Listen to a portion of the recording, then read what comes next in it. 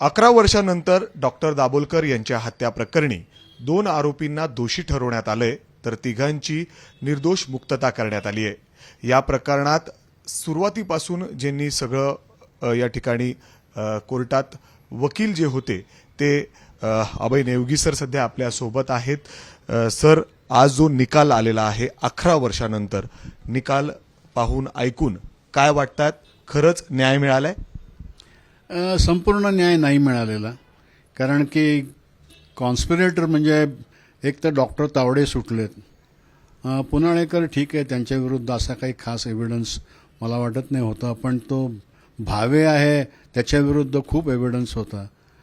त्याने रेकी केली असा आरोप होता, पण या रेकी करून सुद्धा तो सुटला।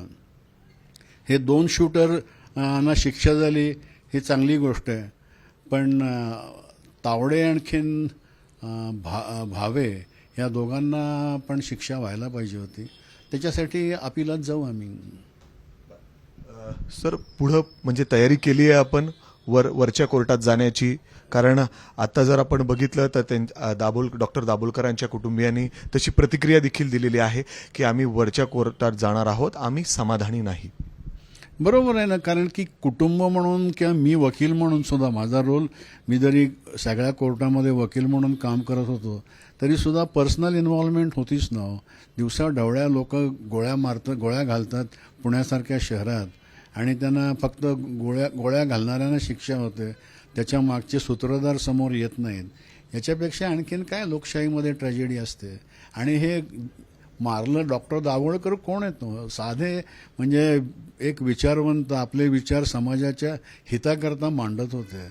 असं काही गुन्हेगारी प्रवृत्तीचे ज्यांनी काहीतरी कोणाच्या तरी खूपच मोठ्या भावनांवरती काहीतरी केलंय वगैरे असं काहीच नाही। सकाळी फिरायला जाताना जर का गोळ्या घालून मारायला लागले तर उद्या कोण विचारवंत आपले विचार मांडणार आहे?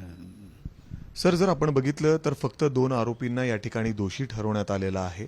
जर आपण तिथं पाहिलं तर तपास यंत्रणांचं हे अपयश आहे असं म्हणावं?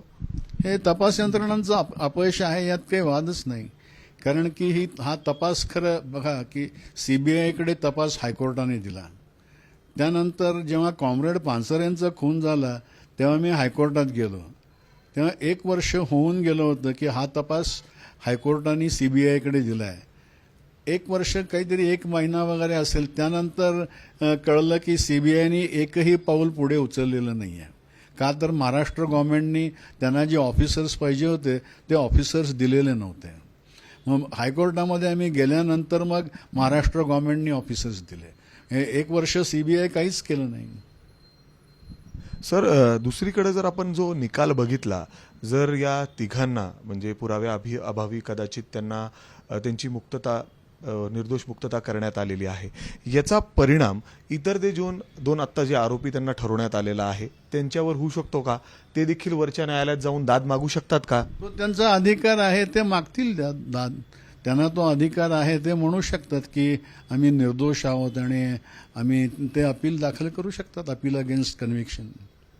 मग सर, म्हणजे आत्ता जो निकाल लागलाय तो खरंच म्हणजे योग्य आहे, योग्य लोकांना शिक्षा मिळाली असं म्हणायचं का? काय याला वादातीतपणे हे 2 शूटर्स होते हे कोर्टासमोर आलेलं आहे, त्याच्याबद्दल काही वाद नाही। प्रश्न फक्त एकच होता की तावडेंसारखा कॉन्स्पिरेटर ला शिक्षा मिळण्यामध्ये सीबीआय सारखी यंत्रणा अपुरी पडली।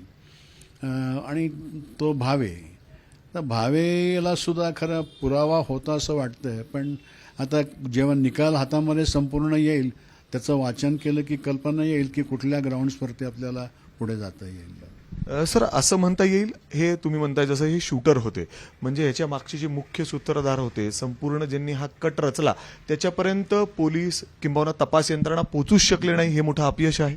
हे खूपच मोठं अपयश आहे। म्हणून तर मी पानसरे मॅटरमध्ये एटीएसकडे तपास द्या म्हणून हायकोर्टात मागणी केली आणि हायकोर्टाने तो तपास एटीएसकडे दिलेला आहे, कारण की याच्या मागचे सूत्रधार कुठे मिळाले आहेत?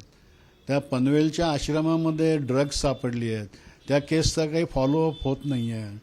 त्यामुळे याचे सूत्रधार जोपर्यंत मिळत नाहीत, आता मी तुम्हाला सांगितलं ना की या नालासोपारा केसमध्ये जे काही की जे काही हत्यारं सापडली ती त्याची संख्या, त्यांना दिलेलं ट्रेनिंग हे बघितलं तर हे काही नुसतं तावडे सूत्रधार आहे असं वाटत नाही. आणखीन कोणतरी त्याच्या मागे असायलाच पाहिजे. 11 वर्षानंतर सुद्धा तपास यंत्रणा तिथपर्यंत पोहोचू शकलेले नाही, म्हणजे कुठं कमी पडलो? सॉरी, एक साधी गोष्ट काय आहे, तपास यंत्रणा हे गुन्हे 5ही गुन्हे एकमेकाशी जोडलेले आहेत. दाभोळकर, पानसरे, कलबुर्गी, गौरी लंकेश आणि नालासोपारा या सगळ्या इन्व्हेस्टिगेशन निरनिराळ्या एजन्सीकडे गेल्यात. म्हणजे दाभोळकर CBIकडे, पानसरे SITकडे, गौरी लंकेश SIT कर्नाटका, कलबुर्गी धारवाड पोलीस, आणखीन नालासोपारा महाराष्ट्र ATS, अशा 5 संस्था आहेत. या 5 संस्थांनी 5ही केसेसच्या चार्जशीट्स वाचून त्या चार्जशीटमध्ये इतका तपशील आहे, त्याची एकमेकाशी सांगड घालून ज्या रीतीनं बघायला पाहिजे होतं त्या रीतीनं झालेलं नाही आहे. सर, शेवटचा प्रश्न विचारतो. अमित दाभोलकर असतील किंवा मुक्ता दाभोलकर असतील, या दोघांनीही आत्ताच माध्यमांशी बोलताना सांगितलं की आम्ही समाधानी नाही आहोत, आम्ही वरच्या कोर्टात धाव घेणार आहोत. वरच्या कोर्टामध्ये यात काही समाधानकारक होऊ शकतं, याच्यामध्ये पुढं काही अजून होऊ शकतं असं वाटतं जर आपण ताकदीने मांडलं त्या ठिकाणी? होईल ना, का नाही होणार आहे. वरच्या बघा की आत्तापर्यंत न्यायालयाच्या विश्वासावरतीच तरी लढाई चालली.